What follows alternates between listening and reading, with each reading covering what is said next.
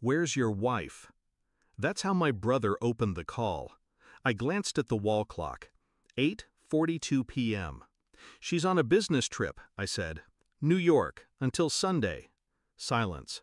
Then came his voice, flat, careful.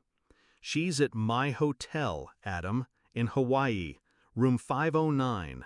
She's not alone." I didn't breathe. He added, "She's using your ATM card." It took me a full minute to speak. I wasn't shocked, not really, just quiet. "Keep an eye on them," I said, "and don't let her know you called." We met at a summer barbecue 11 years ago. She wore red, laughed too loud, kissed me before we exchanged names. I thought I found fire. We got married 6 months later. She liked fast things, cars, decisions, people. She said I was her anchor. But eventually, she started drifting. Anchors don't matter when someone wants to float. The signs came slow. Business trips got longer. She started hiding her phone under her pillow. Bank statements stopped making sense. Once I smelled cologne on her coat, a scent I didn't wear. I didn't say anything. I watched. I listened. And now I knew. My brother, Daniel, runs a resort on the Big Island. We haven't been close in years, but blood's blood. He texted me the name of the guest she checked in with, Jason Klein. I checked her calendar. She had an investor meeting listed, of course. I didn't rage. I didn't cry. I opened my laptop. First, I froze the joint accounts. Left enough for food and cab fare, just enough to sting. Next, I called Daniel. "I need her distracted. Can you upgrade her room? To the presidential suite?" "Exactly. Give her champagne. Tell her it's on the house." He caught on. "You're going to trap her?" I smiled. "No, I'm going to expose her." I booked a last-minute flight, landed in Kona just after sunrise, rented a car, drove straight to the resort. Room 509 overlooked the ocean. I didn't knock. I had Daniel unlock the suite's private surveillance system, hidden cameras, audio, everything streamed to my phone. She was wearing a silk robe I bought her for our anniversary. Jason was shirtless, drinking from a bottle of wine I paid for. She laughed, head thrown back, carefree, like I never existed. She said something about finally being free.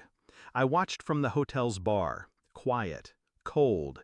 Then I made my move. I had a small packet with me, printed copies of bank statements, photos, hotel records, a copy of the prenup she forgot she signed, infidelity clause highlighted. I slipped it into an envelope, handed it to Daniel. "Have the concierge deliver this to her at breakfast." He raised an eyebrow. "You sure you don't want to confront her in person?" "No," I said. "She'll bury herself just fine." The fallout began fast. 8:17 a.m. She opened the envelope. 8:20 a.m. Jason started yelling. 8:25 a.m. He left the room, slamming doors. And at 8:32 a.m., my phone rang. I didn't answer. She called again. And again. 54 missed calls. Texts flooded in. "I can explain. Please pick up. It's not what it looks like." Then came the rage. "How dare you freeze my accounts? I'm stranded. This is abuse." She should have read the fine print. I walked into the hotel lobby at noon, calm, composed. She was there, disheveled, pale, alone. She ran to me. "Adam." I held up a hand. No words, just a look. She stopped, just like that.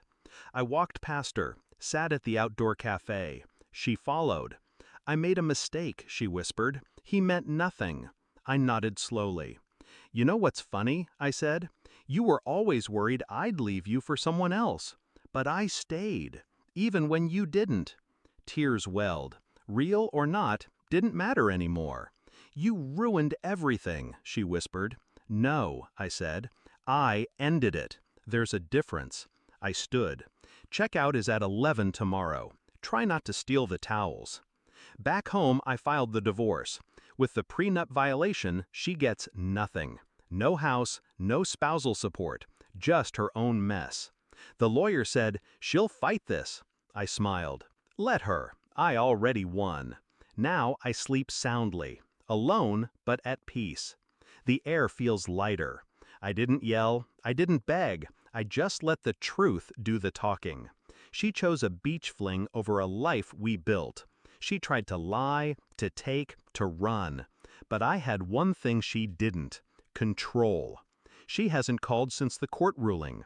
Last I heard, Jason blocked her too. Figures. You play with fire, you end up alone on a beach with nothing but regrets, and a canceled card. As for me, I built back quietly, smarter, stronger. She had the sun, but I had the storm, and I brought it with silence.